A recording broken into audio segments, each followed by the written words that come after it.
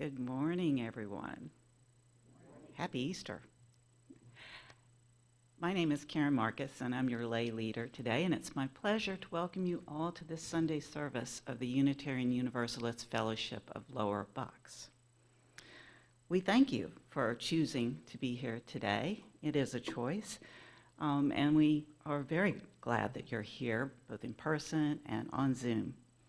Our community is one built on love, connection, and acceptance for all who enter our space. And we hope that today's service speaks to your heart and helps you on your personal and spiritual journey. So let's join this time together. This is the last Sunday in March, and I think I actually had the pleasure of being your lay leader the first Sunday in March, so I'm bookending this deal on our theme of transformation, which you remember has to do with change. So we've been talking a lot about change all month long. And it's important because we do have to adapt to a changing world. And as Unitarian Universalists, we covenant collectively to transform and grow spiritually and ethically. And our openness to change is fundamental in the values that we hold and our heritage. Because as Unitarian Universalists, we recognize that we are never complete and never perfect. Lynn Ashbeck asks, quote, how do we get from transactions to transformation, from authority to power, from self-interest to the common good, which is our overarching theme for the church year? And how is it that we often seem to mistake one for the other? But the more important thing that I think is written here in our theme for this month is a recognition that small incremental changes towards the common good are pacifying us. We get satisfied that maybe things are moving in the right direction, but there are clearly times when true transformation is what is needed. So we're very excited on this day to have Reverend Libby Smith with us again.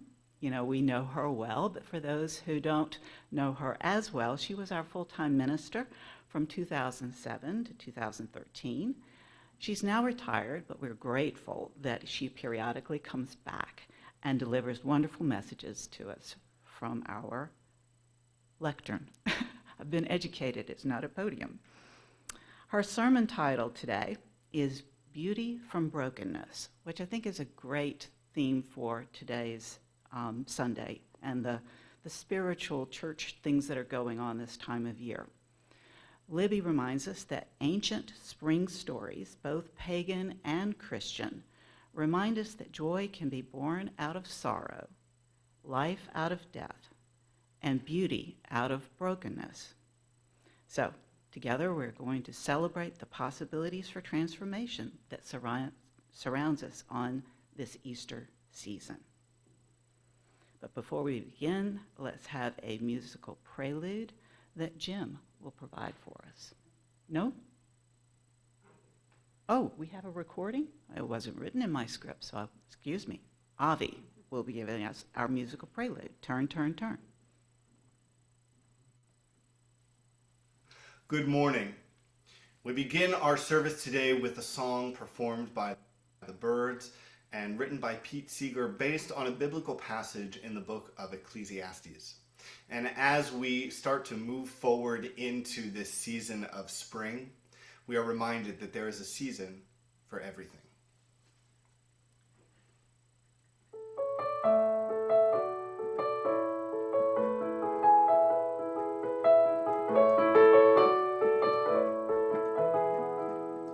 To everything turn, turn, turn. There is a season, turn, turn, turn. And a time for every purpose under heaven. A time to be born, a time to die, a time to plant, a time to reap, a time to laugh, a time to weep, a time to kill, and a time to heal. To everything turn, turn, turn. There is a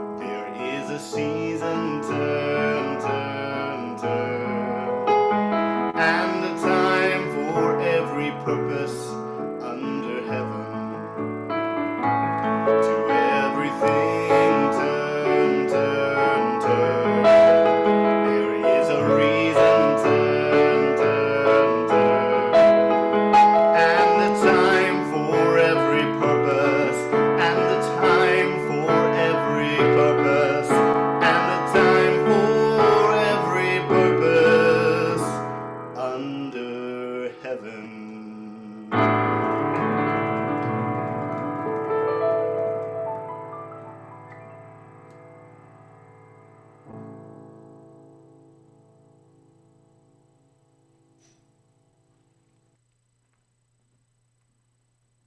What a great way to begin. Thank you, Avi. And Jim, I'm sure you would have done a great job with that.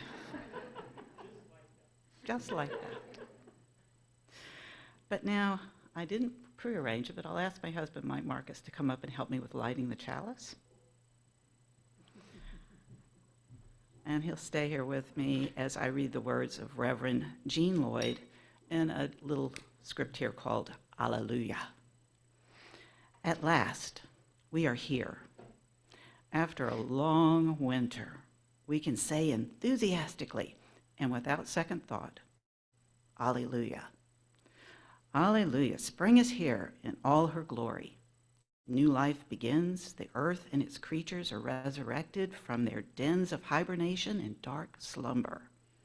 Spring is here. Long live spring, long live the rebirthing of life into new and creative forms. Long live majestic love that calls us out of our shells, out of our tombs, into new ways of being and sacrifice for others. Let the husks of our shells crack wide open in celebration of our place in humanity, our place in nature, our place in the universe. Awake, awake, rejoice, live life fully, live life together, live life now. Alleluia. We are called to live life with reverence for that which calls us forth in creativity and love. Hallowed be, blessed be, and amen. Thanks. And now I'd like to welcome Reverend Libby to provide us with a message for all ages. Sorry, I had a moment of panic when I thought I didn't still have this sermon. But I do.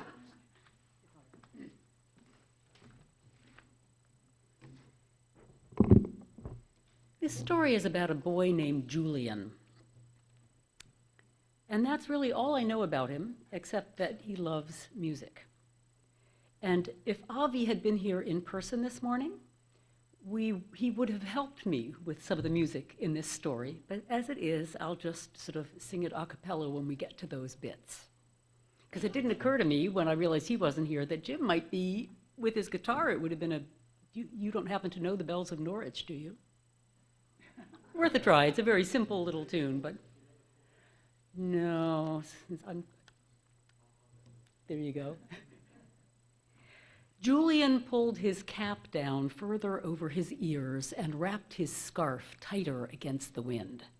It was the middle of March, but it was still cold, with snow on the ground. The cold hadn't felt quite so bad when he was running. He'd been running really fast, and that kept him warm. But now he was tired, and he was so out of breath that he couldn't even sing to himself, the way he usually did if he was upset or frightened and needed to calm down. And he was so cold. He didn't even want to think about why it was that he had been running. Why did the other kids have to be so mean? They always teased him, but tonight was worse than usual. He had just come from his music lesson, and he was supposed to be meeting his mom at church for a potluck supper. And he was just walking along from the bus stop toward the church, enjoying the challenge of walking against the wind and singing quietly to himself, when he realized there was a whole bunch of kids hanging out at the corner. And one of them yelled, "There he goes, singing again. Who does he think he is, Justin Bieber or something? Let's shut him up once and for all." And all the kids began to run in his direction. And pretty soon he was running faster than he'd ever run in his life. Well, he was small, but he was fast. And very quickly the other kids got tired of chasing him. And he knew they didn't even really want to catch him. Like, if they had caught him, they wouldn't have known what to do with him.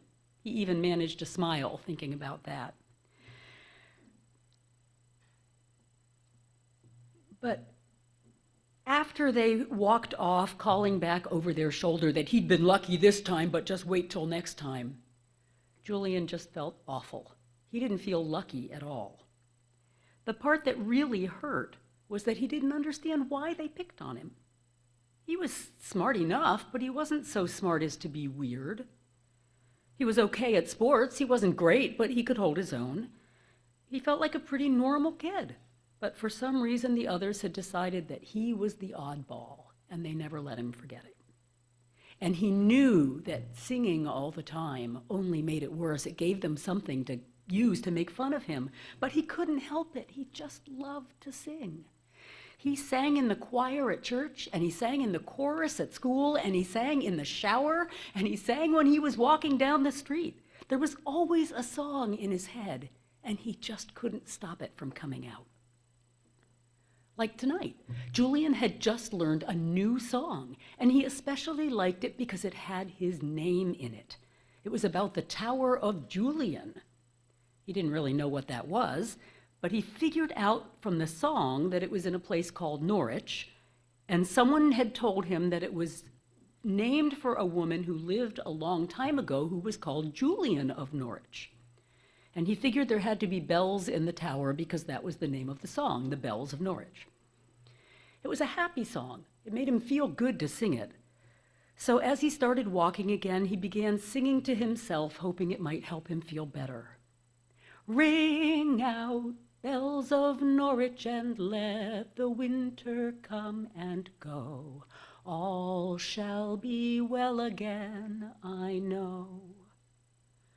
I wish this winter would come and go, he said to himself. Seems like it's never going to start feeling like spring. And I don't see why she's so sure that all will be well again. I don't feel like things will ever be well again. I'm tired and I'm cold and everybody makes fun of me. But he kept singing as he walked the final blocks to the church, trying to understand the song better. The second verse was really pretty, but it just didn't make sense to him. Love, like the yellow daffodil, is coming through the snow. Love, like the yellow daffodil, is Lord of all I know. What's that supposed to mean, he wondered. How can love be like a daffodil? Coming through the snow? That Julian of Norwich must have been crazy. He kicked at a lump of frozen slush and said, nothing's coming through this snow, and I'm not feeling much love these days. And by the time he got to church, he had convinced himself that life couldn't possibly be any worse, and he really didn't feel like going to the supper at all, but he knew his mom was expecting him. And the warmth of the social hall and the sound of people laughing and the smell of fresh baked bread drew him in. His mom saw him and waved, but he didn't even feel like waving back. He just looked around, singing his new song quietly under his breath. And then suddenly someone came up behind him and gave him a big hug. Julian, how great to see you. It was Marcia, who used to babysit for him when he was little. What's that song you're singing, she asked. He thought for a minute. If anybody could help him figure it out, it would be Marcia. She loved music too, and she was one of those rare grown-ups who, when they asked you a question, they actually wanted to listen to your answer. So he thought she might understand. Oh, Marcia, I just learned it, and I really like it, but I don't get it. It's about bells, and it's about love. And how can love be like a daffodil?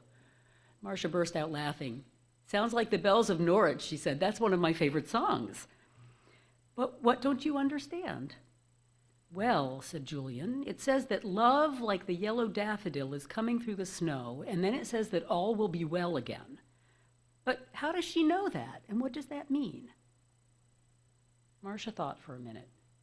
You don't look like you think anything will ever be well again, she said. In fact, you look pretty unhappy.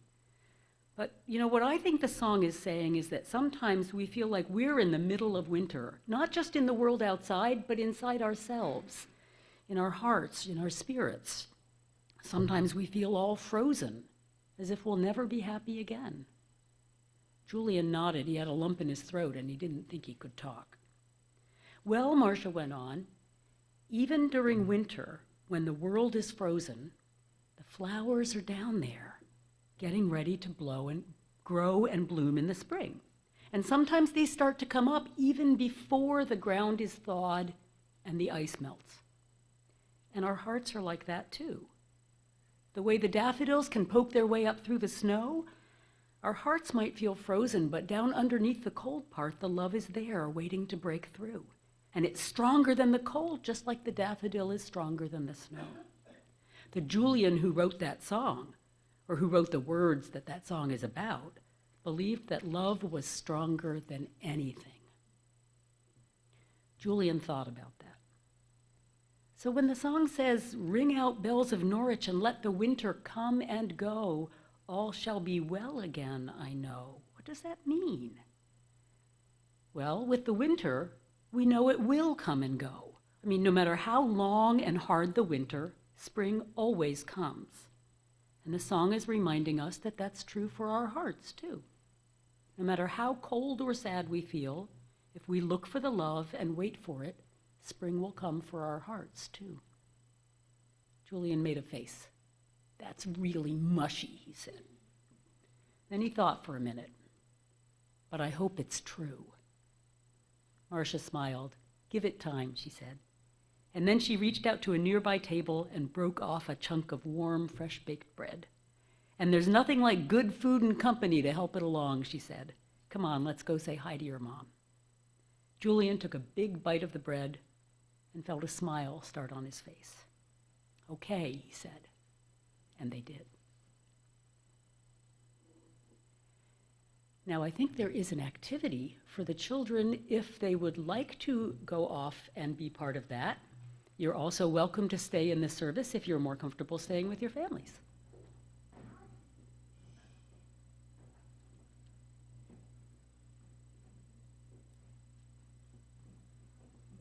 Have a great time, and we will see you all after the service.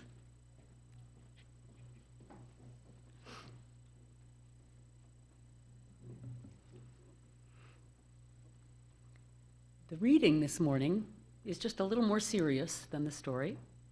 It's by a woman named Jan Richardson. I meant to look up more about her, but it comes from her book, Circle of Grace, and it's called Blessing for a Broken Vessel. It's really a prayer, a blessing for Holy Saturday, which of course was yesterday, but it set up the themes that I want to talk about in the sermon. And I'm going to read it twice because it's really a piece of poetry, and early on in my ministry I had a colleague who made it very clear to me that with poetry you really need to hear things twice. Do not despair. You hold the memory of what it was to be whole. It lives deep in your bones. It abides in your heart that has been torn and mended 100 times. It persists in your lungs that know the mystery of what it means to be full, to be empty, to be full again. I am not asking you to give up your grip on the shards you clasp so close to you, but to wonder what it would be like for those jagged edges to meet each other in some new pattern that you have never imagined, that you have never dared to dream. Do not despair. You hold the memory of what it was to be whole. It lives deep in your bones. It abides in your heart that has been torn and mended 100 times. It persists in your lungs that know the mystery of what it means to be full, to be empty, to be full again. I am not asking you to give up your grip on the shards you clasp so close to you, but to wonder what it would be like for those jagged edges to meet each other in some new pattern that you have never imagined, that you have never dared to dream.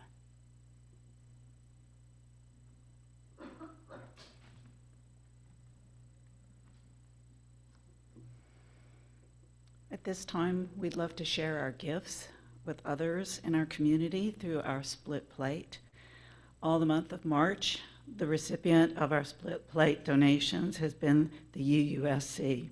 The ongoing climate crisis produced at the hands of wealthy industrial nations continues to destroy our planet in irreparable ways. In the field of climate justice, we refer to this destruction as loss and damage. The Unitarian Universalist Service Committee, the UUSC, alongside with the grassroots climate justice partners, are advocating for a fund rooted in human rights and equitable support.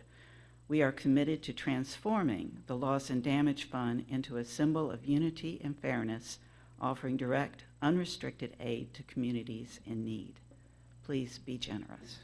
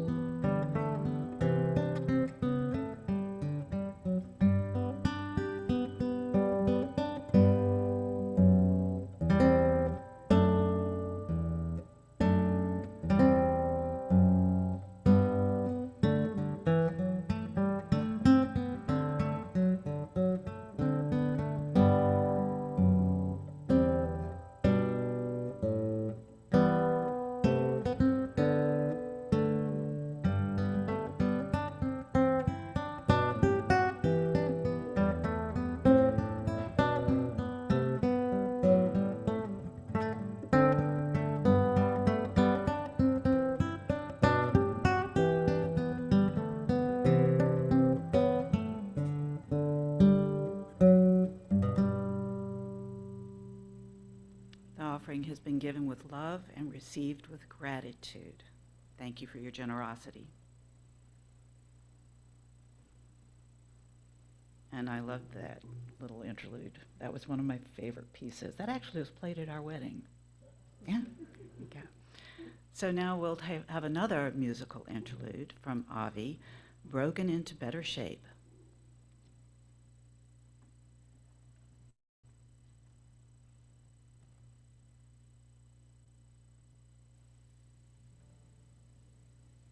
This song is one of my favorites by a local Philadelphia band named Good Old War. The song is called Broken into Better Shape.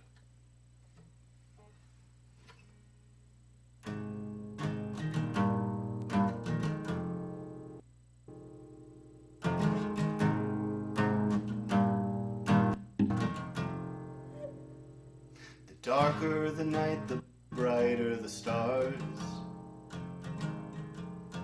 Everything's fun to a young heart, and you find out what your heart used to be. It's gonna feel like you've been dreaming. Love, if you want the truth, anything's possible. You can walk upon the moon, or you can watch it roll. It's never in the stars, it's in your heart. Yeah, you'll get kicked around, but get up anyway. You'll be broken into better shape. Broken into better shape. Things can go wrong when they should be right. Rest of your life. If you let it, la la la la la la, it will let you down. Love, if you want the truth, anything's possible. You can walk upon the moon, or you can watch it roll. It's never in the stars, it's in your heart. Yeah, you'll get kicked around, but get up anyway. You'll be broken into better shape. Broken into better shape.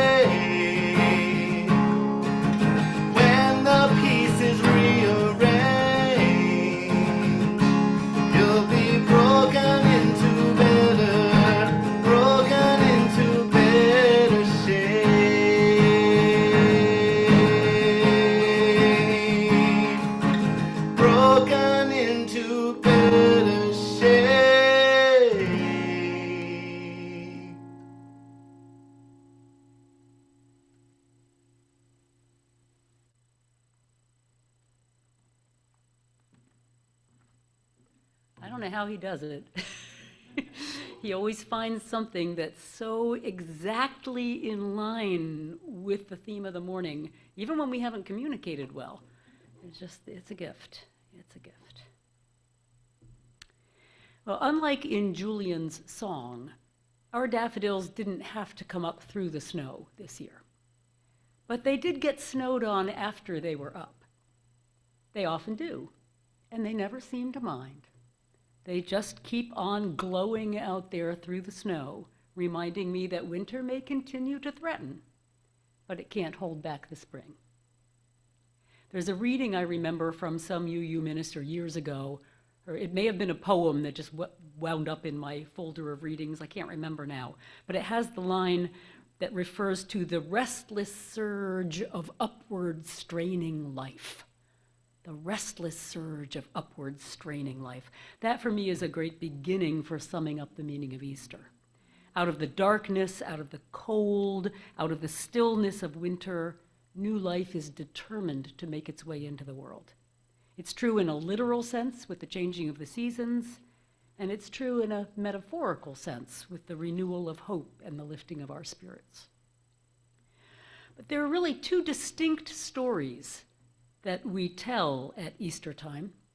Some of our churches lean more on the earth-centered story of the return of spring, and some lean more on the Christian story of death and resurrection, although they may not understand that story in quite the same literal way that many traditional Christians do. And until this year, I've always woven those two stories together, the rebirth of the earth and the mythic truth of resurrection, into one single theme. The concept of resurrection was, for me, a metaphor for renewal. But some of the things I found myself reading this year caused me to think about it differently. So I want to honor two of my colleagues whose work was influential for me. I may not always be quoting them directly in this sermon, sometimes I am.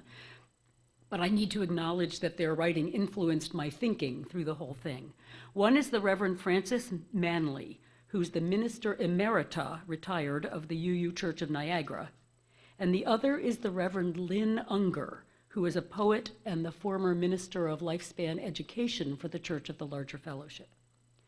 Both of them opened me up to new ways of thinking about rebirth and resurrection, to see them as two different concepts, and help me realize some of what's been missing from Easter for me over the years. Now, the spring story of rebirth has always come very naturally to me. It's the Easter message I heard growing up in a humanist Unitarian household, and it's a powerful message. After the long, dark, cold winter, the light begins to return. The days grow longer and warmer. The sun gets stronger and the earth begins to burst forth with new life. It's the story that Marcia told to Julian to explain the words of his song. It's the ancient spring story, the pagan story, a deep and primal awareness of the power of life itself. The earth renews itself year after year, and we renew ourselves in countless ways throughout our lives. We know that we can trust the renewal of the earth. Our ancestors may have feared the darkness and wondered if the sun would ever return. They would light great fires to call it back, not knowing that it would come back anyway. Over millennia, we've learned enough about the workings of the universe to trust the cycles of the seasons, to know that they unfold naturally. Although, as the words to introduce our offering this morning reminded us, we are now putting the certainty of those natural cycles into question. That would be a different sermon, but I can't fail to acknowledge it as I talk about the reliable renewing of the earth again and again. The world turns, and the seasons change, and the bulbs come through the frozen ground, and life is renewed, and we feel reborn. Each year I watch carefully in our backyard, waiting for the daffodils to poke through. I go out and look and look and look, and then finally they're there. My snowdrops actually bloom in January every year. Does anybody else have that experience? So I just get this shock of assurance every January that spring is on its way and nothing is going to stop it. And I find a deep religious significance in this changing of the seasons and the emergence of new life, in nature and in my own spirit. The springing up of those snowdrops in January has gotten me through some very tough times. I felt my own spirit rise and bloom along with them. And Easter has always been for me a reminder that sometimes our spirits too, like the earth, lie dormant. We go through our fallow times, and then the flow of life asserts itself, and we find that we can affirm life and love and hope once again. So when I began to take the Christian story more seriously, or when I began to find it compelling enough that I couldn't ignore it anymore, at first I tried to fold the resurrection myth into this same cycle of death and rebirth, and on one level it does work that way. But this year I realized that I can appreciate each of the stories more when I stop trying to insist that they're saying the same thing. I want to share some words from Reverend Manley from her Easter sermon in 2003. In the sermon, she has just finished reflecting, as I just did, on the power of the spring story, the story of the rebirth of the earth, the potential of each tiny seed to break forth into new life, and for the seeds of hope in our own hearts to bloom again. And then she writes, "Yet wonderful as it is, and deeply as it may touch us, rebirth is only part of Easter. The other part is resurrection, carried in the Christian story of Easter. Rebirth is something that happens again and again in the eternal cycles of the natural world and in the deep cyclical movements within our souls. Resurrection is very different. It is something that happens once, a radical break in the natural order of things, leading always to transformation. It is not a waking from sleep, but a return from the dead." Now she goes on immediately, she is preaching to a UU audience. She goes on immediately to say that she doesn't think we need to understand the resurrection of Jesus literally, but that she takes the story of Jesus' resurrection very seriously, and that it gives her a way to think about what it means to be human and to find strength in hard times. She asks, how does this story happen in me? Who and where am I in this story? What is the promise of this story? What is the danger? Her distinction feels important to me. Being reborn is different from being resurrected. With the spring story of rebirth, we may say that life is born out of death, but that's a figure of speech. In fact, the earth is not dead. We know that. It's dormant. It's resting, sleeping, if you will. And then in the spring, it wakes up. It returns to what it was before. Those daffodils that come up, every daffodil bulb is going to sprout another daffodil.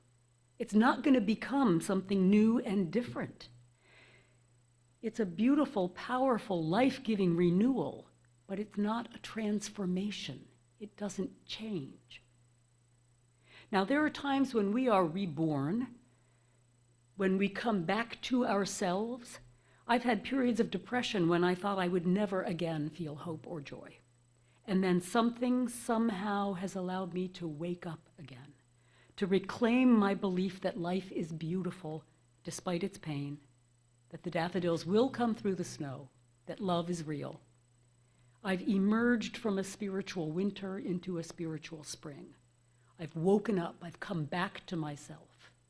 I expect each of you in some way has had that experience. And sometimes that renewal, that rebirth, that coming back to ourselves is enough. But it's one thing to believe that things that are sleeping will eventually wake up. And it's something else altogether to believe that things that die will actually come back to life. That I don't believe. I've had loved ones die. I've had dreams die. You probably have too. times when life doesn't just go into the winter doldrums, it shatters beyond repair. And then the story of renewal doesn't work, because you can't renew something that's irrevocably broken. But sometimes we can be, as Avi's song reminded us, broken into better shape. Something new can be created out of what has been broken. And that's the transformation part. What rises from death is never the same thing that died. In the Easter resurrection story, at least for traditional Christians, it was the man, Jesus of Nazareth, who died, but it was Christ the Savior who rose. For resurrection to occur, we have to let go of what was, let it die, so that something new can emerge. Now, this way of thinking was very helpful to me for a couple of different reasons. One is that, as I understand the life and teachings of Jesus, I think he was all about transformation. He wanted people to become something different, something new. He wanted the world to become something different, something new. He was trying to transform his world into one where love and compassion were paramount, where no one was an outcast. He challenged his followers to leave their old selves behind, to be transformed into living a life of love, of trust in the love and goodness of God. He wanted to show a different way than the way of violence and oppression and power. He wanted the old ways to die so that something new could be born. And he was willing to die himself if that's what it took to get people to pay attention. Now, I'm sure the disciples, as they watched Jesus die, weren't looking for transformation. They wanted to undo what was happening. They wanted to go back to the way things were, to have their friend and their teacher with them again. I feel sure they would have been very happy to just put the film in reverse, to watch the wounds heal and to wait for him to be reborn and brought back as they knew him. But that wasn't what they got. My colleague Lynn Unger put it this way: resurrection is all about the ways in which our wounds don't go away, but we manage to find new life, not in spite of those wounds, but because of them. Jesus died as a man, but was reborn as a message of love and justice that has lived many centuries longer than any human body could. The message of Easter is not an easy assurance that whatever happens to you, you will find healing and be as good as new. The message of Easter is that even in the hardest times, it's possible that you will be made new, born again with a sense of purpose that doesn't take away the pain of the wounds, but gives them meaning. Jesus didn't come back as good as new. He came back transformed, whether you understand the resurrection literally, or more the way Lynn describes it as a message of love and hope that could not be suppressed. And the disciples whose lives had been shattered by his death had to be resurrected too. They couldn't go back to the way they had been. They had to create something new, to be transformed into a community of love that carried on the work of their master. It wouldn't have been their choice, but so much of what we experience in life is not by our choice. I want to just add something here that I thought about in the car on the way here this morning. This is the downside of having an hour-long drive to get to church. You think of all the things you should have put in the sermon as you mull it over in your head. But actually, it was then reinforced by what Karen read in the introduction to this theme of transformation. When we try to change things, whatever we're trying to change, and right now I'm thinking about the situation in Israel-Palestine, I'm thinking about the divisiveness in our country, and the extremes of racism and the levels of hatred and polarization that we're facing. You can't just make little changes and try to get back to everything being okay. It requires a transformation. It requires everything to become new in some way that we have not yet even imagined. If we take Israel-Palestine and we try to dial it back before the most recent violence, before October, that's not good enough. That wasn't the way things should have been then either. How far back can we go? Will we ever get to a point that it was the way it should have been? How can we think about transforming it into something different, something better? The same thing happens in our own lives when we confront changes, when we confront losses, when we confront destruction within our own lives, when we can't go back to the way it was, when it wouldn't work, when we might not even want to go back to the way it was. Think back to the reading I used earlier from Jan Richardson. I am not asking you to give up your grip on the shards you clasp so close to you, but to wonder what it would be like for those jagged edges to meet each other in some new pattern that you have never imagined, that you have never dared to dream.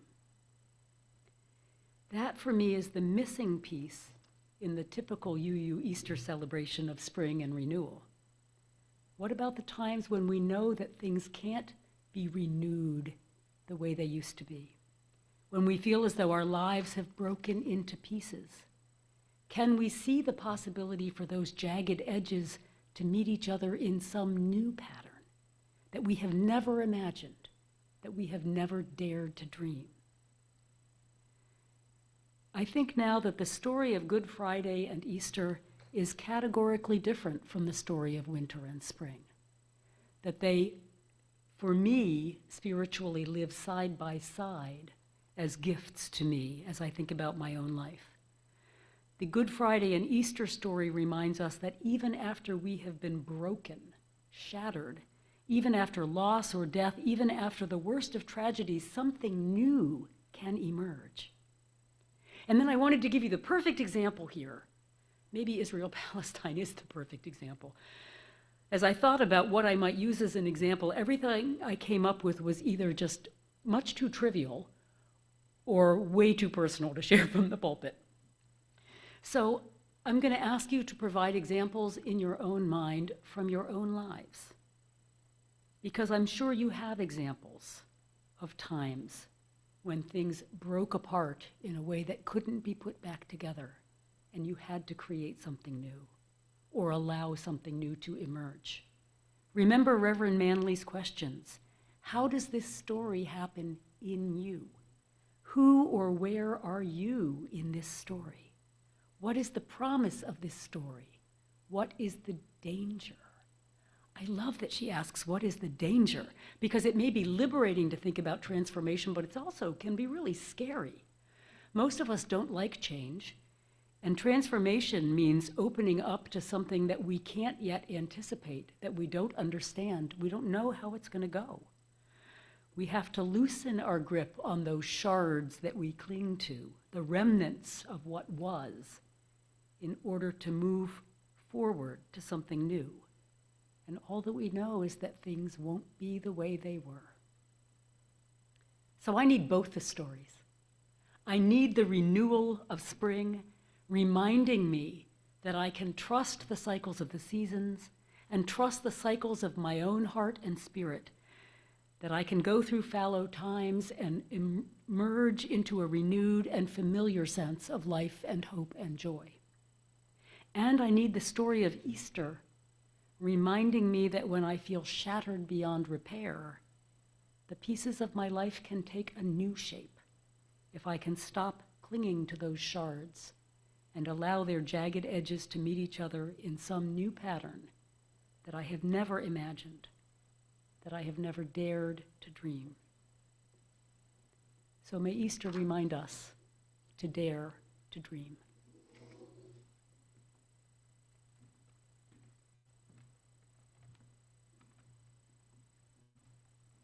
I personally want to thank Reverend Libby for that message.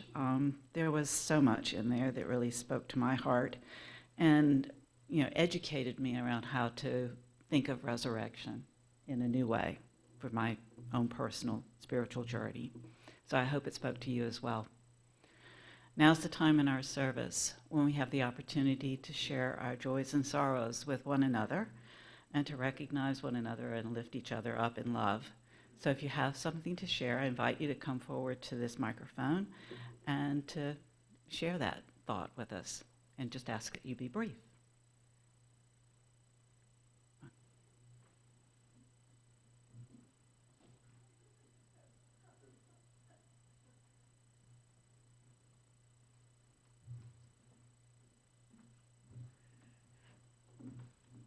Thank you, Libby. We have a joy, and we have it every year for 71 years.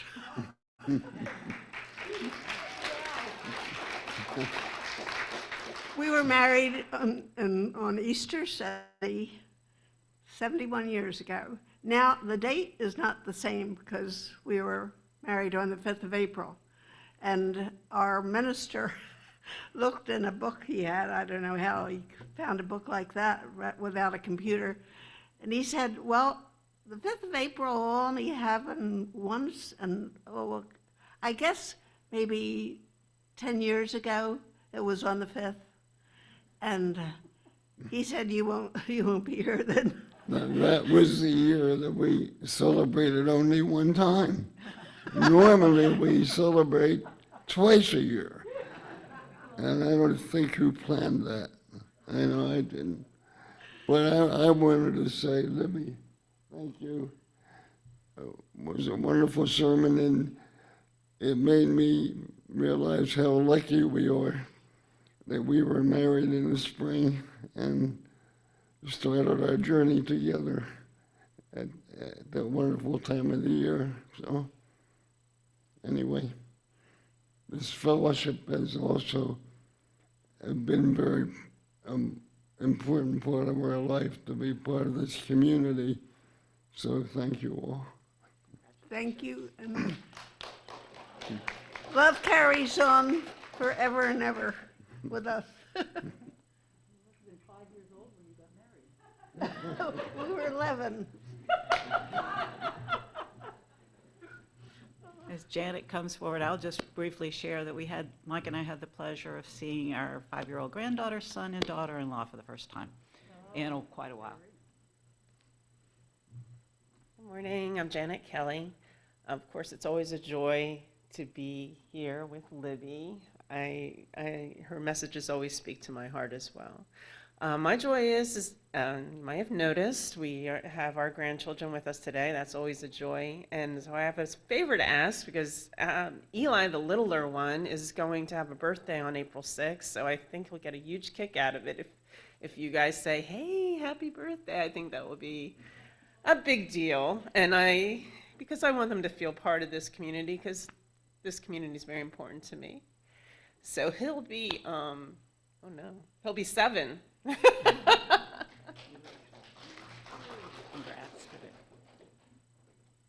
Tracy?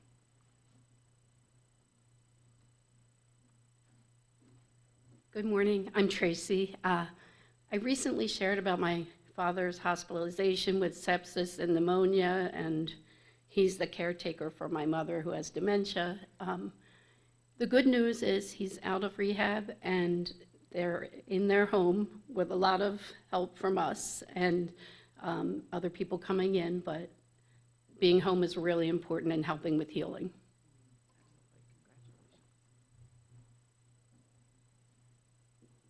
Anyone else? Yeah.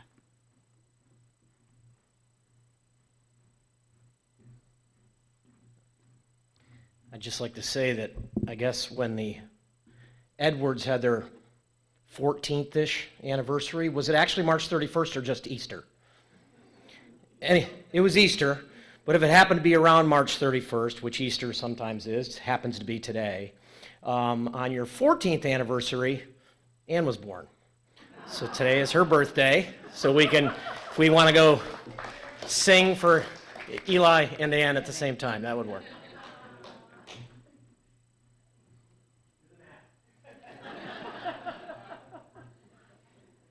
Anyone else? Well, whether or not you share today for your joys, and it sounds like we have many, We in this community join you in celebration, and for any sorrows or concerns, may you feel our sympathy and compassion. So let's take a moment to sing Spirit of Life.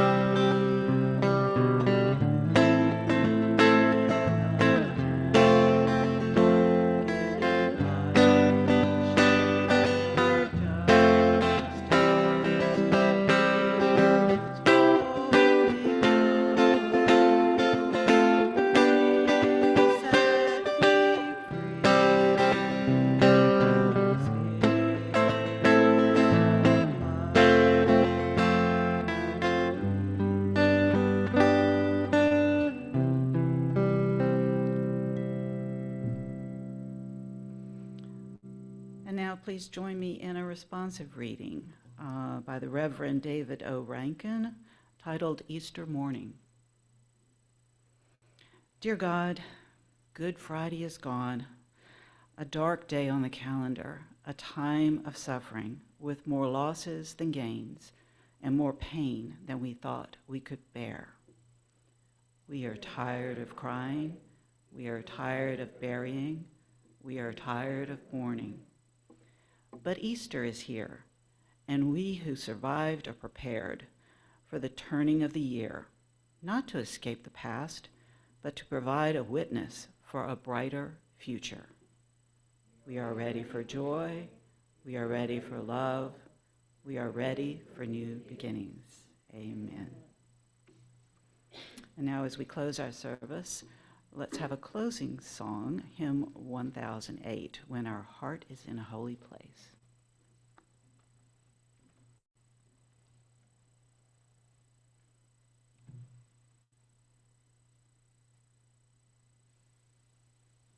Whether you are here in this room or on this Zoom, you can join me in singing our closing hymn, number 1008, When Our Heart is in a Holy Place.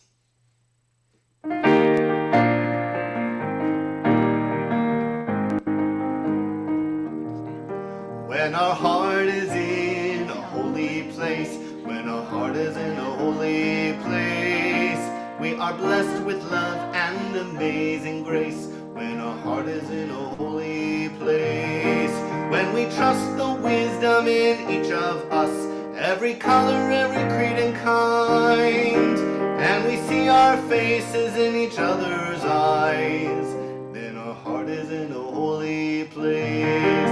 When our heart is in a holy place, when our heart is in a holy place, we are blessed with love and amazing grace.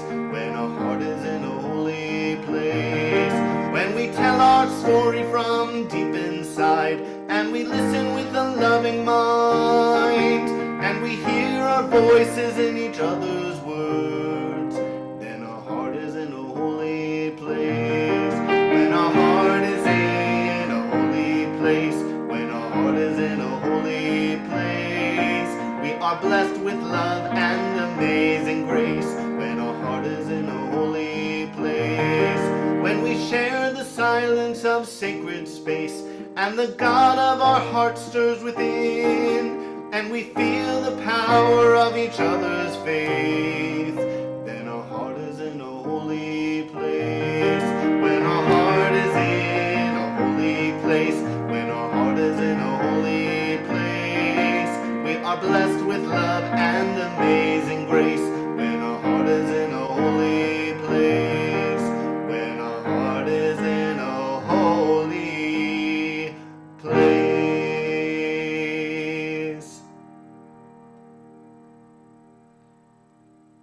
extinguish this flame, but not its meaning and mission in our hearts. Our time together has come to an end. Go in peace, be of service to one another, and may you move through the world in love for all of your days.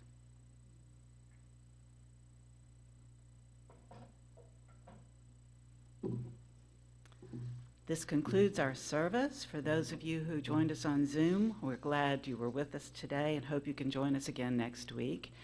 And I want to thank Reverend Libby once again for her wonderful sermon today. And for all of you here, please join us in the cafeteria for coffee, fellowship, and conversation. Go now in peace. Amen, and blessed be.